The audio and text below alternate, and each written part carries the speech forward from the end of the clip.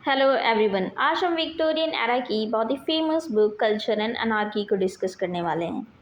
Culture and anarchy and essays in political and social criticism, ये जो book है इसको मैथ्यू आर्नोल्ड ने लिखा था। 1860s के टाइम पर इंग्लैंड में बहुत ही उथल पुथल मची हुई थी, बहुत ही सोशल अनरेस्ट फैला हुआ था क्योंकि जो वर्किंग क्लास थी वो वोटिंग राइट्स की मांग कर रही थी।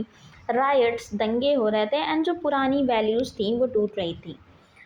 मैथ्यू आर्नोल्ड ने देखा कि लोग फ्रीडम के बजाय अनार्की की तरफ बढ़ रहे हैं एंड तब उन्होंने ये एसेज लिखे। एंड इस बुक या इन एसेज को लिखने के पीछे मैथ्यू आर्नोल्ड का जो मोटिव था वो बहुत ही सिंपल था कि जो एक सोसाइटी है वो सिर्फ रूल्स रेगुलेशंस या लॉ एंड ऑर्डर से नहीं चलाई जा सकती, उसके लिए कल्चर ज़रूरी है। इस बुक को डिटेल में डिस्कस करने से पहले इसकी ओरिजिनल पब्लिशिंग डिटेल्स को डिस्कस कर लेते हैं। ये बुक शुरुआत में एसेज की एक सीरीज़ थी जो कॉर्नहिल मैगज़ीन में 1867 से 1868 के बीच में पब्लिश हुई। बाद में इसको बुक की फॉर्म में 1869 में पब्लिश किया गया एंड इसका जो फेमस प्रीफेस था वो 1869 में ऐड किया गया एंड जिसमें आर्नोल्ड ने अपनी डेफिनेशन को और भी क्लियर किया। सबसे पहले बात करते हैं कि आर्नोल्ड के अकॉर्डिंग कल्चर क्या है। According to Arnold, culture is a study of perfection. It moves by the force not merely or primarily of the scientific passion for pure knowledge, but also for the moral and social passion for doing good. According to Arnold, culture का मकसद दो चीज़ें हैं, एक तो सच्चाई को जानना साइंटिफिक पैशन एंड दूसरा दुनिया को बेहतर बनाना सोशल पैशन। अर्नोल्ड आगे कहते हैं कि कल्चर का काम क्लासेस के बीच की दूरी को मिटाना है, यानी कि जो अपर क्लास है, मिडिल क्लास है एंड लोअर क्लास है उसके बीच में जो गैप है उसको मिटाना है। उनके वर्ड्स में culture seeks to do away with classes to make the best that has been thought and known in the world current everywhere to make all man live in an atmosphere of sweetness and light. यानी culture सिर्फ elite या aristocrat लोगों के लिए नहीं है, अमीर लोगों के लिए नहीं है, ये बेस्ट नॉलेज को हर इंसान तक पहुंचाने का एक ज़रिया है। इन्होंने अपनी बुक में एक बहुत ही फेमस कॉन्सेप्ट दिया है स्वीटनेस एंड लाइट का। इन्होंने अपनी बुक में जो सोसाइटी है उसको थ्री क्लासेस में डिवाइड किया गया है। अर्नोल्ड ने उस टाइम की जो ब्रिटिश सोसाइटी थी उसको तीन कैटेगरीज में डिवाइड किया है। द बारबेरियंस यानी कि aristocrat upper class, the philistines middle class and the populace working class. तो द बारबेरियंस या अरिस्टोक्रेट या अपर क्लास को उन्होंने बताया है कि इनके पास स्पिरिट है, मैनर्स हैं, पर आइडियाज़ की कमी है, यानी कि इनके पास जो लॉजिकल इंटेलिजेंस होती है उसकी कमी है। दूसरा जो मिडिल क्लास जिसको इन्होंने द फिलिस्टीन्स बोला है, इसके बारे में इन्होंने बताया है कि ये सबसे पावरफुल क्लास थी, लेकिन आर्नोल्ड ने इन्हें क्रिटिसाइज़ किया है क्योंकि ये सिर्फ इंडस्ट्री, पैसा एंड एक्सटर्नल थिंग्स में फंसे हुए थे। उस टाइम पे इंडस्ट्रियलाइजेशन हुआ था तो हर तरफ मशीनरी थी, पैसा, इंडस्ट्री एंड बाहरी चीज़ें थी। इनके पास इमोशनल इंटेलिजेंस नहीं थी। एंड तीसरी द पॉपुलस या वर्किंग क्लास, इनको इन्होंने बताया है कि ये वो जनता है जो अभी रॉ एंड ब्लाइंड है, जो धीरे धीरे अपनी ताकत पहचान रही है। मैथ्यू आर्नोल्ड को डर था कि ये जो तीनों क्लासेस हैं ये सिर्फ डूइंग एज वन लाइक्स, जो मन में आए वो करने पर फोकस कर रही थी, जैसे माई लाइफ माई रूल्स, मेरा जो भी मन में आएगा मैं करूँगा, ऐसा ये जो तीनों क्लासेस थी ये इस पर फोकस कर रही थी। आर्नोल्ड कहते हैं our aristocratic class the barbarians have no idea of the state, our middle class the Philistines have no idea of the state, our working class the populace are beginning to assert their personal liberty।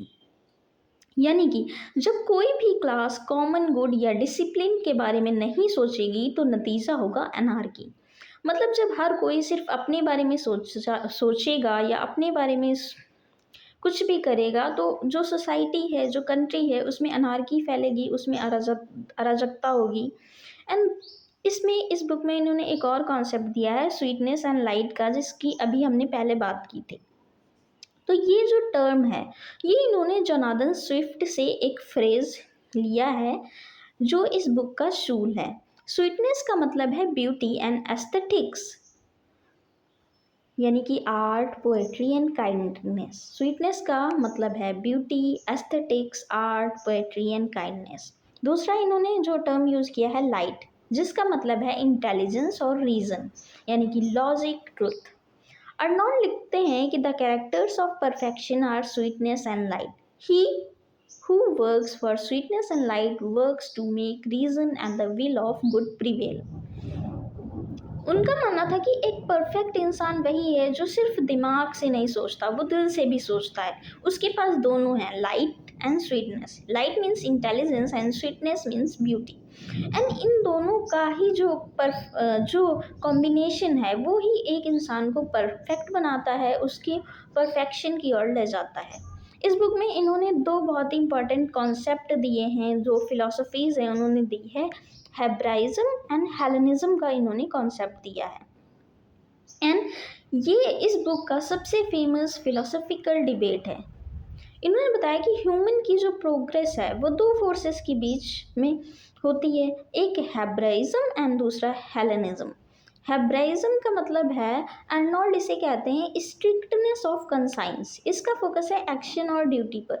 Victorian England बहुत ज़्यादा Hebraic था। I don't know how to pronounce this word, sorry for that. Hebraic था means लोग सिर्फ काम और religion के rules में बिजी थे। एंड दूसरा इन्होंने जो कॉन्सेप्ट दिया हेलेनिज्म का, इसे वो कहते हैं स्पॉन्टेनिटी ऑफ कॉन्शियसनेस। इसका फोकस है चीज़ों को वैसा देखना जैसे वो एज दे रियली आर। इसका गोल है थिंकिंग और ब्यूटी। अर्नोल्ड का आर्ग्यूमेंट था कि governing idea of Hellenism is to see things as they are. The governing idea of Hebraism is conduct and obedience. Arnold ने कहा कि इंग्लैंड को इस वक्त हेलेनिज्म की ज़्यादा ज़रूरत थी, ताकि लोग ब्लाइंडली काम करने के बजाय थोड़ा सोच समझकर एंड लाइट के साथ काम करें। मीन्स उन्होंने कहा कि सिर्फ रूल्स के पीछे भागने से या सिर्फ काम करने से कुछ नहीं होगा, जब बल्कि जो ह्यूमंस हैं उनको लॉजिकली सोचना होगा, तभी एक जो सोसाइटी है वो परफेक्ट बनेगी। एंड इन सब का, इस अनार्की को दूर करने का सिर्फ एक ही रास्ता है, वो है कल्चर। अब हम कंक्लूजन की बात करें तो culture is a pursuit of our total perfection by means of getting to know on all the matters which most concern us, the best which has been thought and said in the world. Arnold का message साफ था, अगर हम anarchy यानी विनाश से बचना चाहते हैं तो हमें अपनी ऑर्डिनरी सेल्फ जो स्वार्थी है से ऊपर उठकर अपनी बेस्ट सेल्फ को जगाना होगा, और ये सिर्फ कल्चर से ही हो सकता है। उम्मीद है आपको मैथ्यू अर्नोल्ड का ये सोशल क्रिटिक समझ आया होगा। ऐसे और भी वीडियोस के लिए सब्सक्राइब करें। Keep learning and stay cultured. Thank you for watching.